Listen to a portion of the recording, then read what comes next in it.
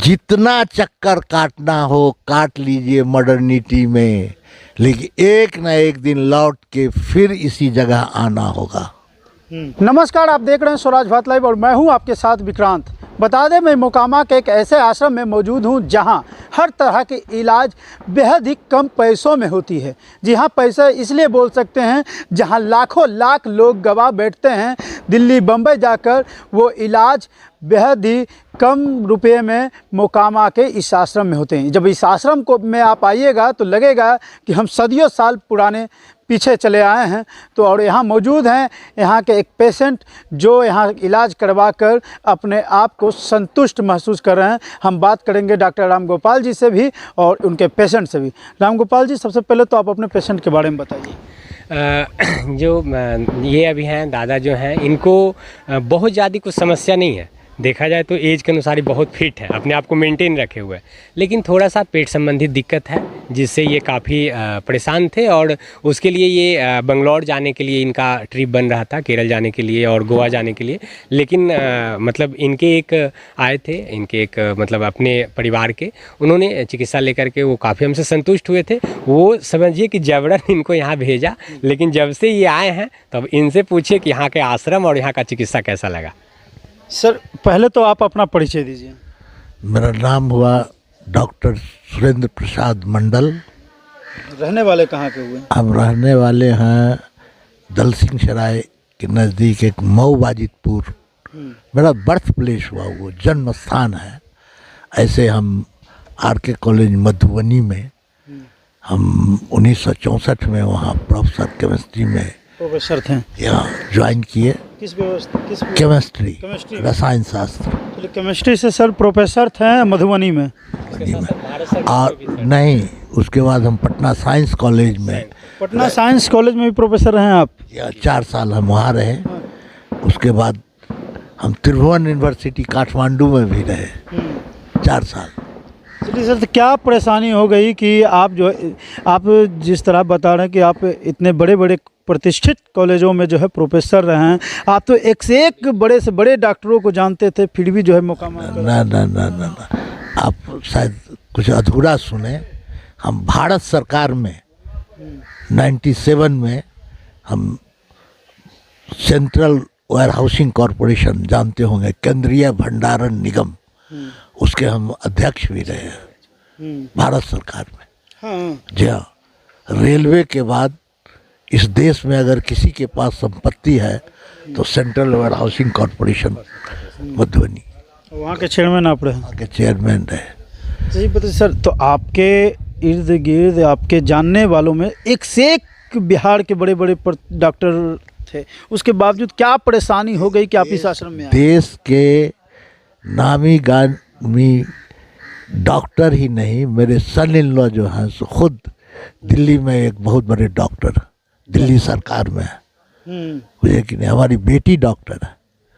लेकिन हमको प्रकृति के संसर्ग में रहना, उसके नज़दीक रहना बचपन से ही मेरी एक शौक रही है। प्रकृति को ज़्यादा पसंद करते हैं? जी हाँ, ये अपना मेरा विश्वास है। मैं यह नहीं कहता हूँ कि परेशानी क्या है आपको, ये बताइए। हमको कॉन्स्टिपेशन संबंधी परेशानी थी। मतलब ठीक हो गई? मैं 3 दिन से हूँ, लेकिन मुझे विश्वास है कि बहुत हद तक मेरी परेशानी दूर हुई है। और आशा करता हूँ, जैसे बिना विश्वास अब इतना सुदृढ़ हो गया है कि शायद 3-4-5 दिन और मैं यहाँ रुकूंगा तो पूर्णतः ठीक हो जाइए। पूर्णतः ठीक, मतलब ये तो मेरे ऊपर है। अच्छा, कितना उम्र हुआ यहाँ मेरा उम्र है 85। लेकिन 85 में भी आप फिट हैं।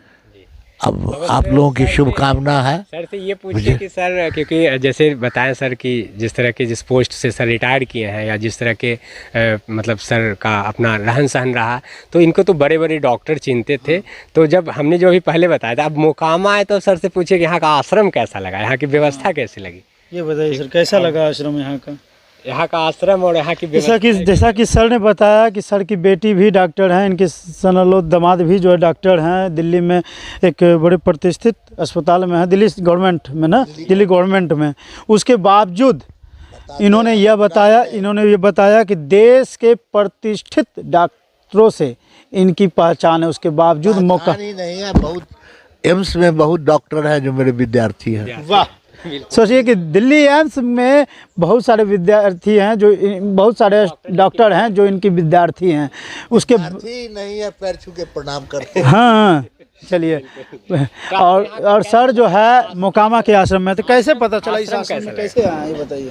बतलाए ना कि मेरे सबसे छोटे सन इन लॉ जो अभी समस्तीपुर में रजिस्ट्रार हैं, पहले बाढ़ में, मुझे कि नहीं, और मेरी बेटी वीडियो है अभी दरभंगा में, मुझे कि नहीं, उन्होंने संबंध में बताया। तो इतना तो हमको ज्ञान है कि कहीं भी मैं जाऊं, केरल भी जाता, गोरखपुर जाता, दिल्ली जाता, लेकिन फंडामेंटल तो एक ही होता है। जी बिल्कुल, फंडामेंटल सुख सुविधाएं और जो है वो चीज़ भले केरल में ज़्यादा हो। तो मैं देखने के लिए यहाँ आया, मैं विजिट करने आया। कैसा लगा विजिट, जब विजिट किए तो कैसा लगा यहाँ का? आप खुद अनुभव कर सकते हैं कि मैं विजिट करने आया और मैं यहीं का रह गया हूँ। अभी 8 दिन और रहूँगा। अब यहाँ रह रहे हैं, आपका यहाँ का रहन सहन खान पान कैसा लग रहा है?